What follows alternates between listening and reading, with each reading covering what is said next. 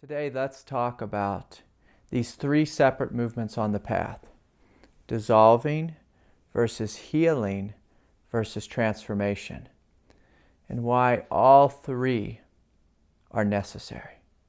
Why all three are necessary. So let's start with everyone's favorite, especially favorite in the non-dual world, so dissolving. So oftentimes on retreat, we will experience this very profound sense of letting go, where we will feel as if we are either as big as the sky or as if our self has emptied out and there's like a divine nobody that's here. And this is the Eckhart Tolle type awakening, Ramana Maharshi awakening, the awakening of the Buddha. Whereas you sit and you realize something greater than your humanity, and it seems as if the human self has dissolved. And the key word there is, I said, seems as if. But let's just talk about it in a positive light first. So, oftentimes when we're practicing deep periods of meditation, there'll be this force of grace, this force of awakening, which comes into us, and in an instant, it feels as if the world is an illusion, that everything you've struggled with was an illusion, that all trying on the path was completely unnecessary, that there's this supreme state of silence and freedom that's here. And so when we wake up to this is what's often referred to as the transcendent awakening experience. Now, as you deepen into this transcendence, that transcendence begins to come into the body more fully. It begins to descend.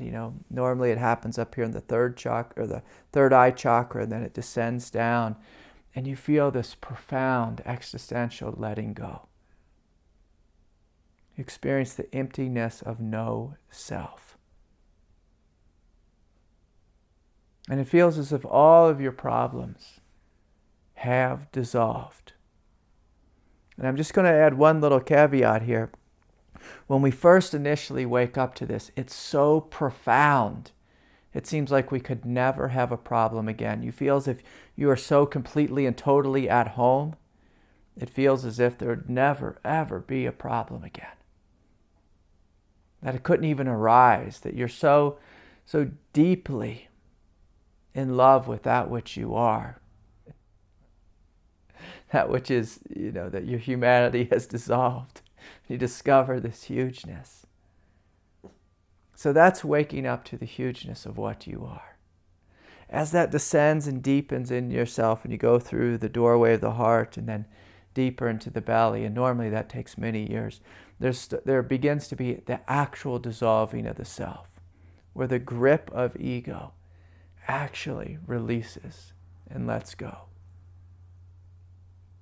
Now, that's a very advanced experience, a very advanced awakening that can take place after many years along the path. Now, most people mistake this first initial awakening as the falling away of the self, but really what they've done is transcended the self. Falling away of the self is something much deeper, much more profound, but we'll get back to this. So when the self is dissolving, it feels as if your humanity no longer exists. It's tremendously exhilarating and freeing. But that's different than healing. So I want you to imagine bringing forward, say, the experience of anger or guilt or shame or sadness.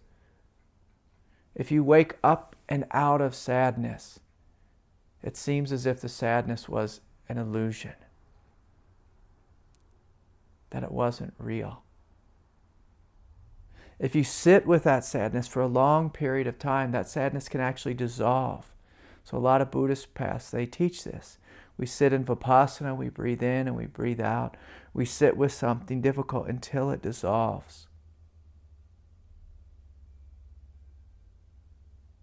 And then it's gone. It's gone from our consciousness. In theory, it's gone.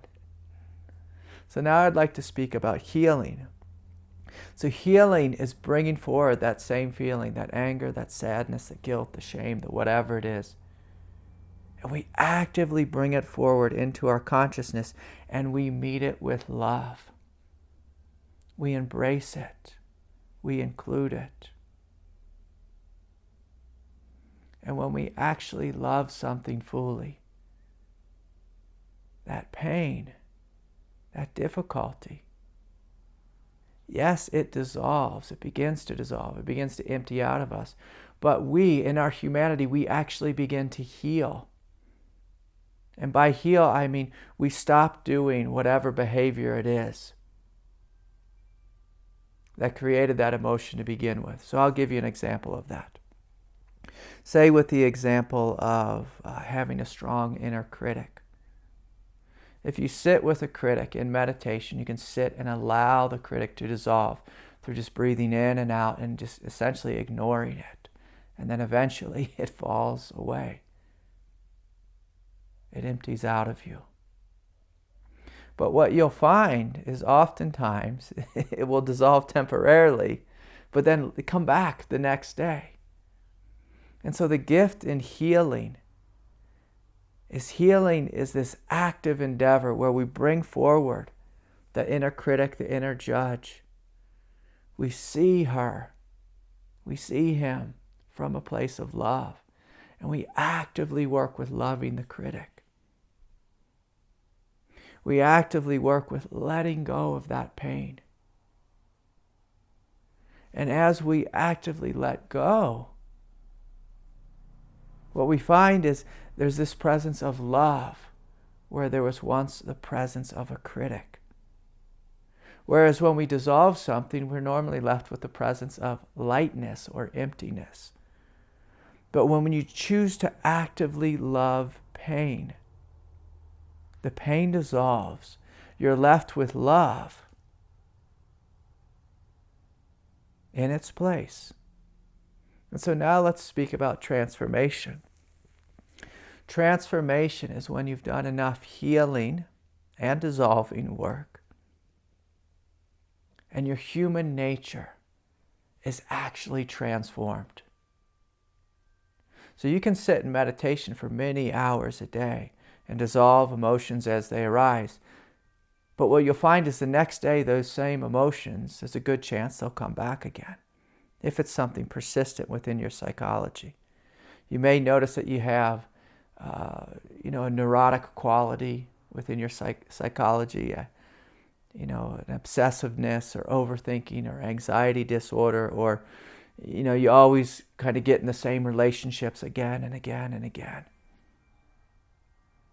But when you meet your pain with love and you bring it forward into the light and you work with the letting go and then the forgiveness, the transformation takes place when something new comes forward. And that new thing begins to act through your humanity. So you are actually changed. With transformation, that old pain, that old pattern, it does not arise again. What's in its place is a presence of love, a presence of strength. With the example of the critic, instead of having internal criticism in your mind, you're left with discernment and wisdom. Instead of having anxiety in your chest, you feel this open-hearted love for life and for humanity. And so this is a great question. And I've heard this question so many times. So many individuals, they say, Craig, I sat with something, I was on retreat, all of it dissolved. But then they say, but then it came back. Why did it come back? Why did it come back? It came back because it wasn't actually healed. It wasn't actually transformed. And so the further we walk on this path, we realize we need all three. This depth of letting go. That's the dissolving. We're letting go of our attachment to our human self, our human conditioning. We let go of the attachment to the mind, the ego, the emotional states that come forward. And we let go so deeply that that attachment falls away. And what you fundamentally know yourself to be is not human, but is this divine presence in a human form. So through the path of dissolving, through the path of healing, and through the path of transformation, you actually show up in the world radically differently than when you started. It's not just an emptying out, it's a coming forward of the highest aspects of your truth, highest aspects of your presence, of your soul. And you feel yourself as being a divine nobody in the world. And you live a life that is full of purpose, full of meaning and joy and compassion, yet there's no attachment to. But many people glimpse this through a transcendent awakening or through the path of non-duality, and they try to skip over the steps of actual healing and transformation. But dissolving into nothingness doesn't heal your body, it doesn't heal your mind, doesn't heal your emotional nature.